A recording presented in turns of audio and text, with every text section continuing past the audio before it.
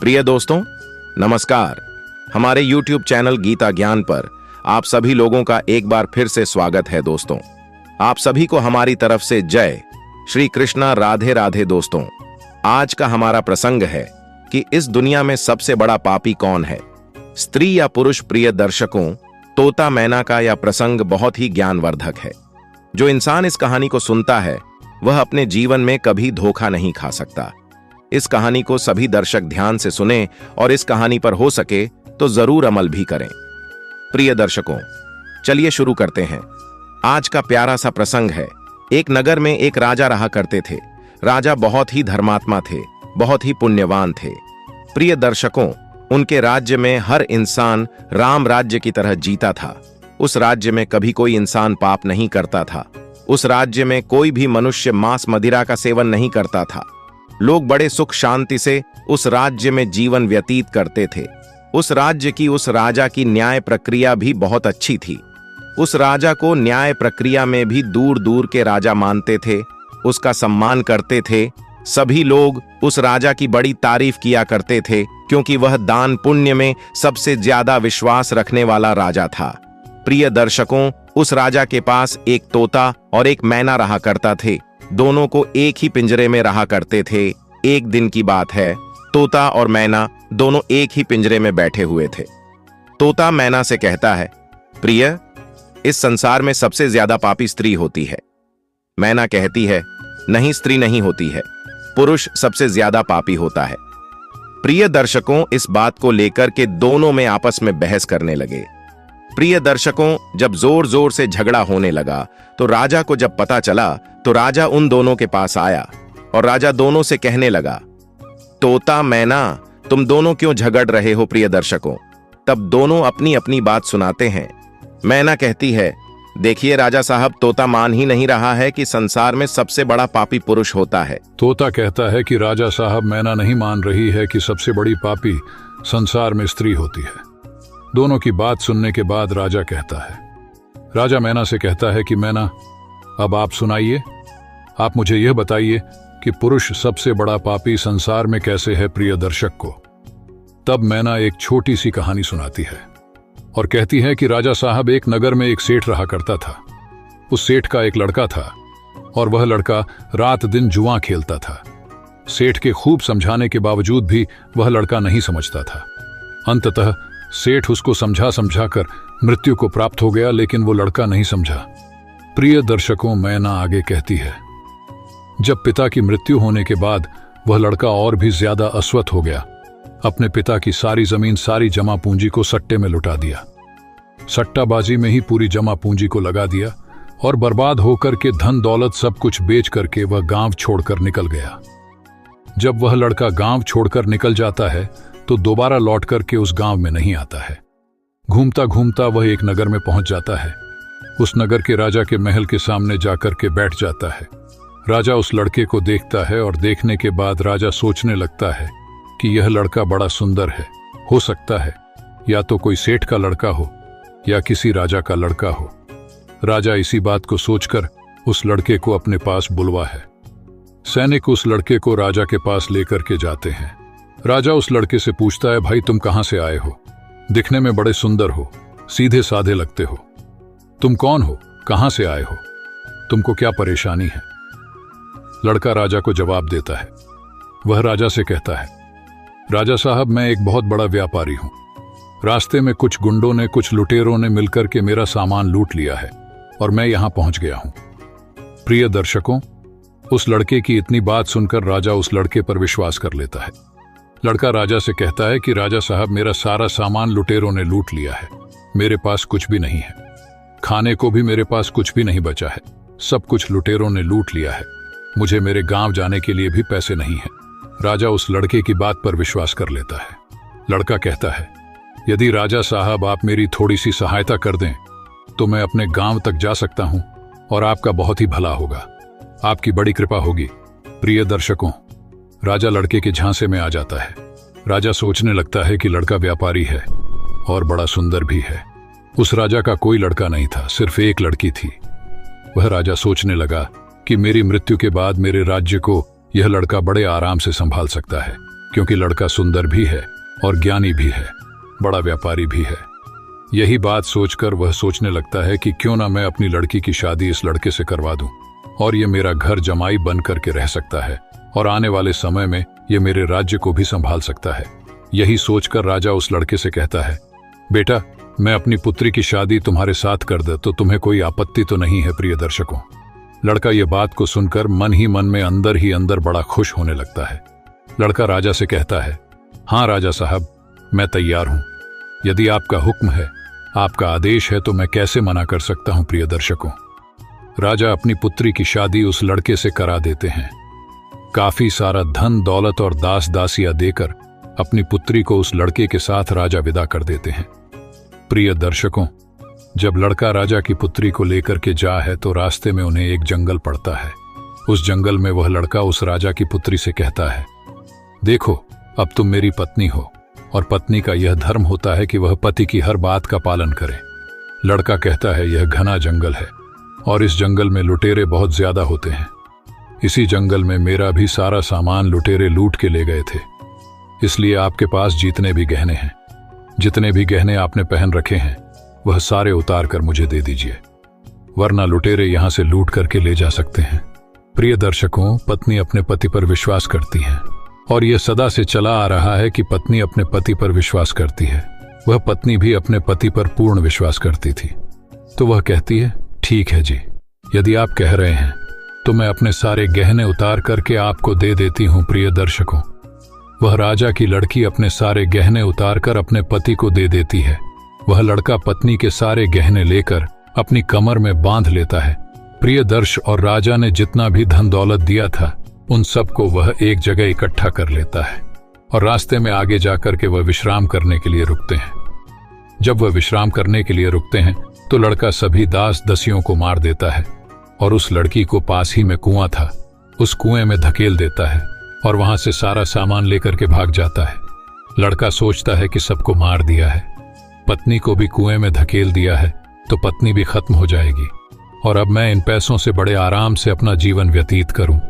खूब मैं जुआबाजी करूंगा, खूब मैं सट्टा लगाऊंगा। यही सोच करके लड़का वहां से सारा सामान लेकर के भाग जाता है। प्रिय दर्शकों, लेकिन उस लड़के की पत्नी कुएं में खत्म नहीं हुई। उसने एक डाल को पकड़ लिया और जोर जोर से चिल्लाती रही कि मुझे कोई कुएं से बाहर निकालो। प्रिय दर्शकों, रास्ते में कुछ लोग जा रहे थे, उन लोगों ने उस लड़की की आवाज सुनी और उस लड़की को कुएं से बाहर निकाल लिया। लड़की वापस अपने राज्य में पिता के घर पहुंच जाती है। उस लड़की का पिता उस लड़की से पूछता है और कहता है, पुत्री क्या हो गया, तुम वापस कैसे चली आई? वह लड़की कहती है, पिताश्री, रास्ते में हमें कुछ गुंडे मिल गए थे और गुंडों ने हमारे साथ यह दुर्व्यवहार किया, सभी दास दसियों को खत्म कर दिया और मुझे कुएं में धकेल दिया और मेरे पति का कोई पता नहीं है। राजा मैना की इस बात को सुनकर सोच में पड़ जाते हैं। उसके बाद तोता एक कहानी सुनाता है। तोता भी कहता है कि राजा साहब, मेरी भी एक छोटी सी कहानी सुन लीजिए। तोता त्रिया चरित्र के बारे में राजा को कहानी सुनाता है। त्रिया चरित्र की संपूर्ण कहानी राजा के समक्ष रखता है। तोता कहता है, बहुत समय पहले की बात है, किसी राज्य में एक राजा रहा करता था। वह राजा बहुत ही धर्मात्मा राजा था। उसकी राज्य की चर्चाएं बहुत दूर दूर तक फैली हुई थी। उस राजा का एक पुत्र था जिसकी उम्र कुछ ज्यादा नहीं थी, 14 या 15 वर्ष होगी। वह राजकुमार बड़ा ही सुंदर था। राजा उसकी शादी कर देता है। जब राजा ने उसकी शादी की तो राजकुमार मात्र 14 वर्ष का था, तभी उसकी शादी कर दी। राजा भी अब बूढ़ा हो चुका था। एक दिन राजा ने सोचा कि अपने राजकुमार को अब राजा बना देते हैं, क्योंकि उस राजा ने कई शादियां की थीं और पहले के राजाओं में यही नियम था कि राजा जितनी चाहे उतनी शादी कर सकता था। वह राजा अपने पुत्र को राजा बना देता है। उसकी शादी हो चुकी थी और एक नहीं, राजकुमार की 7 शादी हो चुकी थी। राजकुमार की भी 7 रानियां आई हुई थीं। वह राजकुमार जो कि राजा बना था, अपना पढ़ाई लिखाई फिर भी कर रहा था। वह रोज विद्यालय पढ़ने के लिए जाया करता था। एक दिन की बात है, जब वह राजकुमार पढ़ने के लिए विद्यालय जा रहा था तो रास्ते में उसे एक पनिहारी मिली। वह पनिहारी भी बहुत सुंदर थी। उस पनिहारी ने राजकुमार से पूछा कि हे राजा, आप रोज कहाँ जाते हैं? वह राजकुमार कहता है कि मैं रोज विद्या ग्रहण करने के लिए अपने गुरु के पास जाता हूं। पनिहारी कहती है, यह तो अच्छी बात है, लेकिन यह बताइए आपने त्रिया चरित्र पढ़ा है? राजकुमार कहता है कि नहीं। पनिहारी कहती है कि आप त्रिया चरित्र अवश्य पढ़ो। राजकुमार कहता है कि यह त्रिया चरित्र क्या होता है? पनिहारी ने कहा कि आप यह बात अपने गुरु से जाकर पूछना और त्रिया चरित्र अवश्य पढ़ाना। राजकुमार कहता है कि मैं आज ही जाऊंगा और अपने गुरु से जाकर पूछूंगा कि आपने मुझे त्रिया चरित्र क्यों नहीं पढ़ाई। इतना बात कहने के बाद वह राजकुमार वहां से चल देता है। वह पनिहारी की बात सुनकर राजकुमार गुस्से में था। उसकी आंखें लाल थीं। वह अपने गुरु को जाकर प्रणाम करता है। गुरुजी ने पूछा कि बेटा क्या हुआ? आज तुम क्रोध में क्यों दिखाई दे रहे हो और तुम्हारी आंखें लाल क्यों हैं? क्या बात है, मुझे बताओ। राजकुमार ने क्रोध में जवाब दिया कि गुरुदेव, आपने मुझे त्रिया चरित्र क्यों नहीं पढ़ाई? ये बात आपने क्यों छुपाई? त्रिया चरित्र के बारे में मुझे बताया क्यों नहीं? गुरु कहते हैं कि बेटा, तुम त्रिया चरित्र नहीं पढ़ पाओगे, क्योंकि त्रिया चरित्र पढ़ना खतरे से खाली नहीं होता है, और जब तुम त्रिया चरित्र पढ़ोगे तो उसमें तुम्हारी जान भी जा सकती है। राजकुमार कहता है कि गुरुदेव, इसकी चिंता आप ना करें, अपनी रक्षा हम स्वयं कर लेंगे, आप केवल मुझे त्रिया चरित्र पढ़ाइए। गुरु कहते हैं कि ठीक है गुरु। उसे त्रिया चरित्र पढ़ाने लगते हैं। त्रिया चरित्र पढ़ते पढ़ते राजकुमार के 1 साल हो गए, और जब 1 वर्ष हो गया तो गुरु ने कहा कि बेटा, अब तुम्हारी पढ़ाई पूरी हो चुकी है, अब तुम घर जा सकते हो और आराम से अपने राज्य को चला सकते हो। अब तुम्हें यहां आने की कोई आवश्यकता नहीं है। राजकुमार कहता है ठीक है गुरुदेव। राजकुमार जैसे ही जाने को होता है, गुरुदेव उसे रोक लेते हैं और कहते हैं, बेटा, मैं तुम्हें एक ऐसा गुटका देता हूं।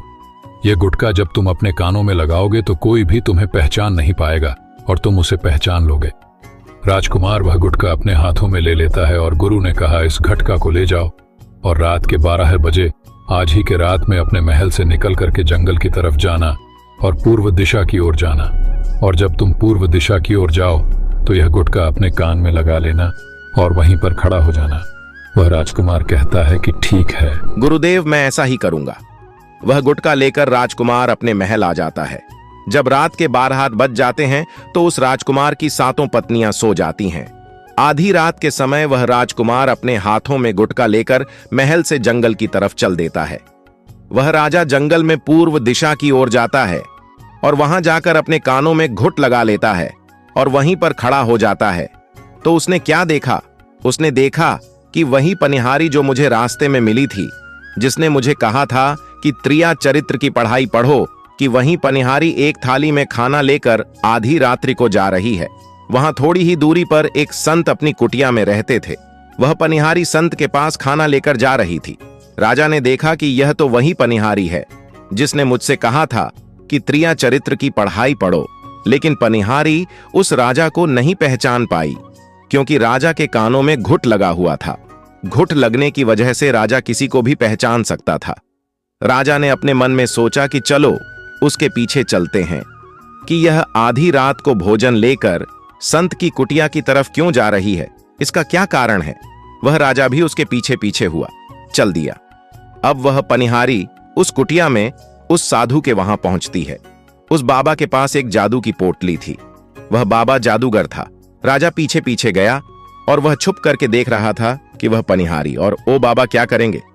साधु ने उस पनिहारी से कहा कि अरे पनिहारी, पहले तो मुझे यह बता कि आज आ जाने में इतनी देर कैसे लग गई। हाथ जोड़कर वह पनिहारी कहने लगी कि महात्मा जी, मेरा गहना हो च और हमारे पति हमें ले जाने के लिए आए हैं। हमें लेकर कल चले जाएंगे, इसीलिए हमें उन्हें सुलाने में थोड़ी देर लग गई और यहां आने में भी देर हो गई। जब यह बात साधु ने सुना कि इसका विवाह हो चुका है और इसका पति इसे लेने आया है, तो वह साधु कहता है कि हे पनिहारी, इसका मतलब है कि तुम अपने पति के साथ जाना चाहती हो, तो हमारे पास क्यों आई? चली जा यहां से। पनिहारी कहती है कि मैं आपके बिना नहीं रह सकती हूं, मैं आपके बिना नहीं जी सकती हूं। तो साधु कहता है कि हे पनिहारी, इसके लिए तुम्हें एक काम करना होगा। साधु एक बड़ा सा चाकू निकालता है और पनिहारी से कहता है कि हे पनिहारी, कि जाओ अपने पति के गर्दन काट कर यहां लेकर आओ। जाओ अपने उस पति को मार दो जो हमारे और तुम्हारे बीच में दरार बन रहा है, तब मैं तुम्हें रखूंगा, तुमसे विवाह करूंगा, तुम्हें अपनी पत्नी बनाऊंगा। बिना कुछ सोचे समझे वह पनिहारी चाकू लेती है और दौड़ते हुए अपने घर जाती है और उसका पति सो रहा था। वह जाकर अपनी पति की गर्दन काट देती है और उसकी गर्दन को लेकर साधु के पास आती है, और जो राजकुमार थे उसके पीछे पीछे उसका सारा कारनामा देख रहे थे। जब साधु ने देखा कि अपने पति को मार करके उसकी गर्दन यहां लेकर आई है, साधु को बहुत गुस्सा आया। साधु ने उसे लात मारी और कहा, भाग जा यहां से।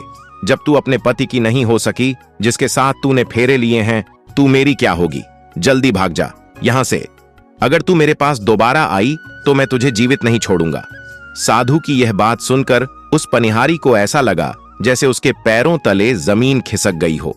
फिर भी अपने पति की कटी हुई गर्दन लेकर के आई और उसकी गर्दन जोड़ देती है और वहीं बैठ जाती है। और इधर जैसे ही सवेरा हुआ, अपने पति के पास बैठकर रोने लगती है और चिल्लाने लगती है। कहती है, देखो देखो, किसी ने मेरे पति की हत्या कर दी। रात में उस पनिहारी इनकी सारा कारनामा राजकुमार देख चुका था। इधर सारे गांव वाले उस पनिहारी के घर चले जाते हैं और उसके पति की लाश को लेकर गांव के बाहर जाते हैं उसका दाह संस्कार करने के लिए। और वह पनिहारी पीछे से भागती हुई रोती हुई चली जा रही थी। और उधर राजकुमार भी जा रहे थे, जो कि अपने राज्य के राजा बन चुके थे। पनिहारी रोती हुई चिल्लाती हुई पहुंची और कहने लगी, मैं तो सती बनूंगी, क्योंकि अगर जब मेरे पति ही नहीं रहे तो ऐसे जीवन का क्या फायदा। मैं इन्हीं के साथ सती हो जाऊंगी। राजा को उसकी बातें सुनकर हंसी आ जाती है और राजा कहता है, त्रिया चरित्र जाने ना कोई और। खसम मार के सती हुई राजकुमार की यह बात और कोई तो नहीं समझ पाया, लेकिन वह पनिहारी समझ जाती है। पनिहारी कहती है कि राजा साहब, आप हमारे ऊपर यह बात कह रहे हैं, लेकिन चलिए कोई बात नहीं, मैं सती हो जाऊंगी। पनिहारी कहती है कि जाते जाते मैं तुम्हें एक बात बताती हूं। राजकुमार कहता है, क्या बताओ? पनिहारी कहती है कि राजा साहब, आप जब चटाई पर बैठे तो उस चटाई को झाड़ कर बैठिए। राजा कहता है कि यह पनिहारी क्या कह रही है? मैं तो राजा हूं, मुझे चटाई पर बैठने की क्या आवश्यकता है? पनिहारी कहती है कि नहीं, जब भी तुम्हें कोई नौबत आए चटाई पर बैठने की तो तुम चटाई को झाड़ कर बैठना। राजकुमार कहता है कि चलो ठीक है, अगर तुम कह रही हो तो मैं ऐसा ही करूंगा। इतना कहने के बाद वह अपने पति के साथ सती हो जाती है और राजकुमार उनका अंतिम संस्कार करवा के अपने घर को आ जाते हैं। इसी तरीके से पूरा दिन व्यतीत हुआ और उधर जब दूसरी रात आई, अपने गुरु के कहने के अनुसार वही गुटका कान में लगाया और पूर्व दिशा की ओर उसी स्थान पर जाकर खड़ा हो गया जहां पर पिछली रात खड़ा हुआ था। दूसरी रात को राजकुमार ने क्या देखा कि उसकी 7 पत्नियां भोजन की थाली अपने अपने हाथों में लेकर उसी बाबा के कुटिया की तरफ जा रही हैं। जैसे ही राजा ने अपनी 7 पत्नियों को उस बाबा के कुटिया की तरफ जाते हुए देखा, राजकुमार के पैरों तले जमीन खिसक गई। राजकुमार अपने मन में सोचने लगा कि यह क्या चक्कर है। तभी उनमें से एक रानी राजकुमार को देख लेती है, लेकिन रानियों ने अपने पति राजकुमार को नहीं पहचान पाए, क्योंकि राजकुमार अपने कानों में गुटका लगाए हुए थे। वह गुटका लगाने की वजह से राजा को कोई पहचान नहीं पाता था।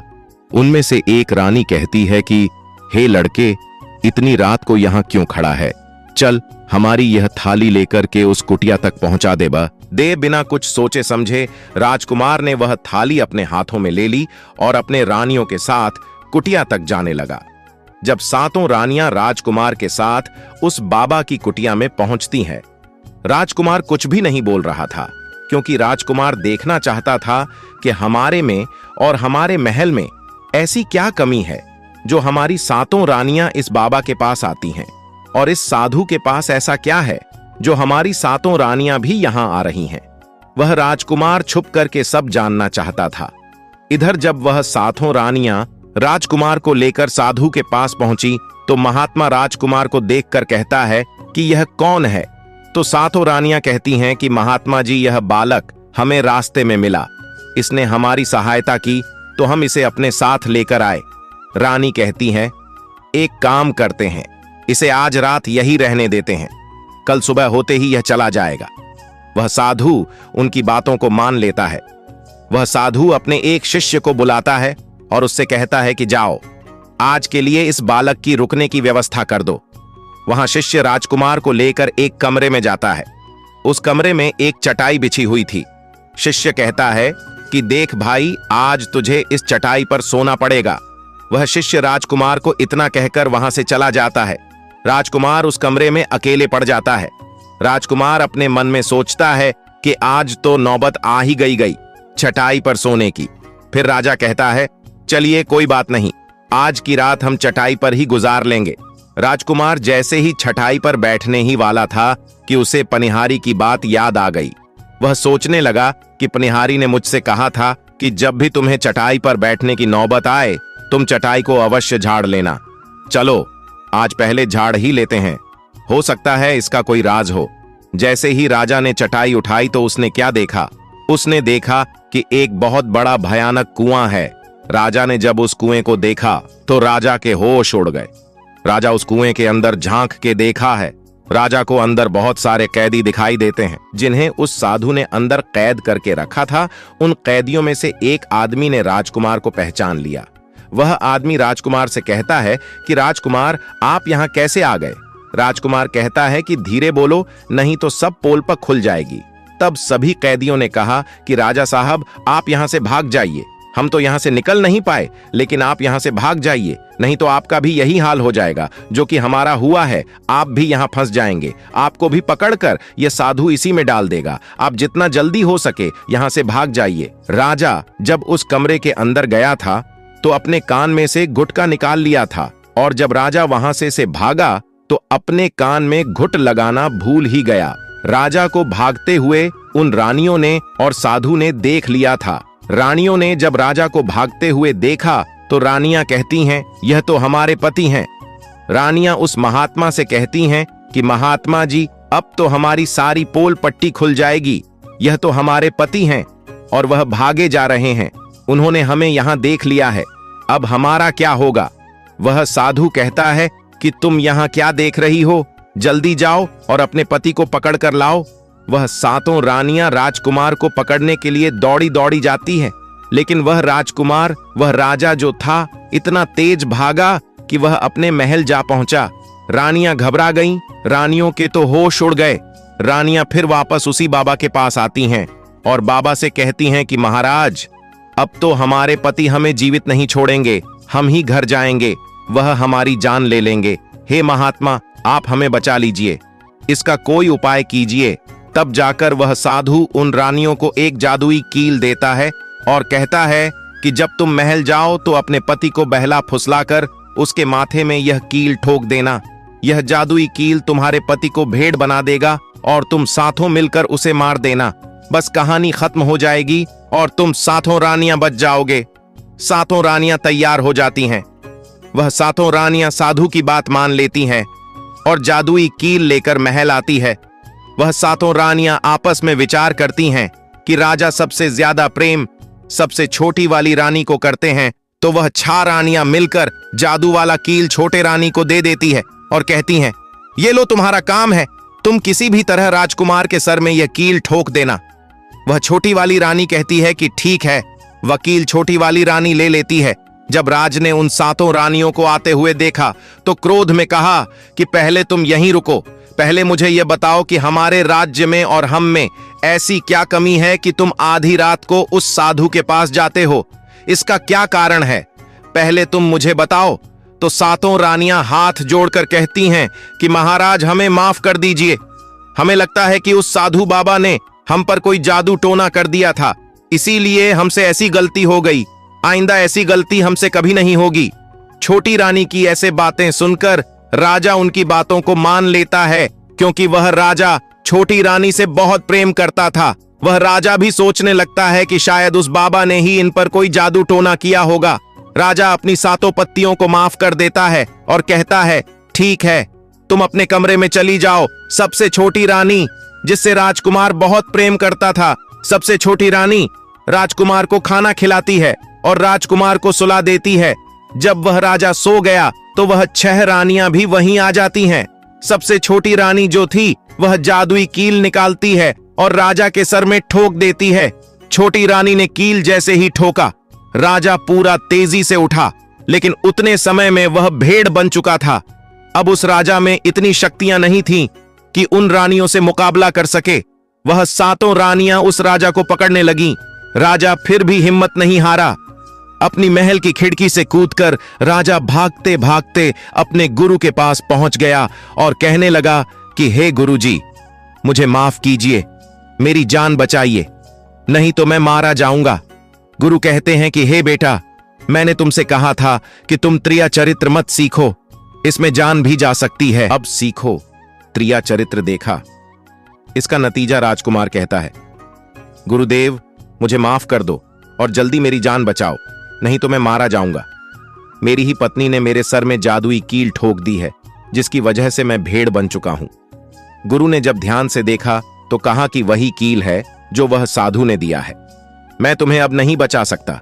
राजकुमार कहता है कि नहीं गुरुदेव, ऐसा मत कहिए, मैं आपका शिष्य हूं, आपका कर्तव्य है मेरी जान बचाना। तो अब गुरु कहते हैं कि ठीक है बेटा, मैं तुम्हें बचा तो नहीं सकता, लेकिन एक उपाय है। राजकुमार कहता है, क्या गुरुदेव? वह गुरु कहते हैं कि हम तुम्हें तोता बना देंगे, और जब हम तुम्हें तोता बना देंगे तो तुम सुखवाल राजा के राज्य में चले जाना और वहीं जाकर रहना, क्योंकि सुखवाल राज्य में वह साधु का जादू नहीं चलता। वह राजकुमार कहता है, ठीक है गुरुदेव, आप हमें तोता बना दीजिए। वह गुरुदेव उसे तोता बना देते हैं और वह तोता बनने के बाद वह वहां से उड़ा और सुखवाल राजा के राज्य में चला गया। जहां पर बहुत सारे तोता रहते थे वहीं जाकर रहने लगा, और सातों रानियां उस राजकुमार को खोज रही थीं। जब राजकुमार नहीं मिला तो वह फिर से उस बाबा के पास जाती हैं।